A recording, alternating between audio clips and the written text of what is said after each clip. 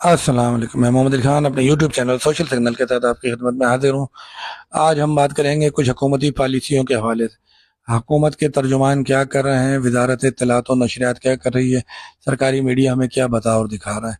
जैसा कि सबको पता है, अमेरिका, ईरान, इसराइल जंग का माहौल बना है। खलीजी ममालिक भी इन्वॉल्व हैं।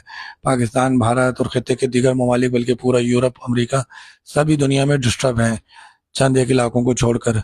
तो इस हवाले से हमें तो यूं लगता है हुकूमत एक बयान में ईरान की मजम्मत कर रही होती है, दूसरे बयान में इसराइल की मजम्मत कर रही होती है, तीसरे बयान में खलीजी ममालिक के साथ या सऊदी अरब, बहरीन, ओमान, कतर के साथ ये इदारे यकजहती कर रही होती है।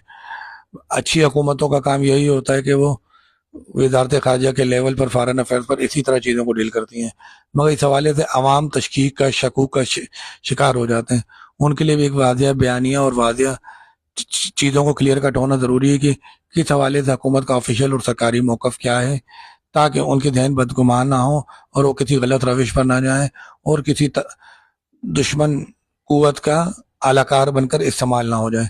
इस हवाले से हुकूमत को अपना बयानिया, अपनी तर्जुमानी बिल्कुल क्लियर कट और वाज़ेह करने की, दो टाक अंदाज में पेश करने की ज़रूरत है। जितनी बात बतानी है उतनी तो कम अज़ कम बताएं, आवाम को एतमाद लें, ताकि आवाम को भी पता चले कि हम हुकूमती सतह पर हमारा मौक़िफ़ क्या है।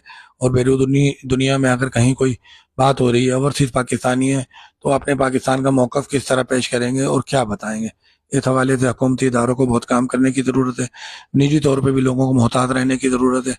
ठीक है, वो पाकिस्तानी है, मगर वो जिस मुल्क में काम कर रहे हैं, रोज़गार हासिल कर रहे हैं, उस मुल्क के कवानीन के पाबंद हैं।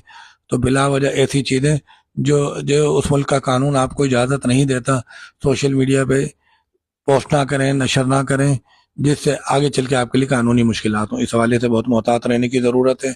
और हुकूमत को भी चाहिए कि अपना वाज़ा मौक़िफ़ और नुक्ता नज़र सामने रखे और लोगों को गाइडलाइन के ज़रिए ट्रेनिंग दे। अल्लाह हाफ़िज़।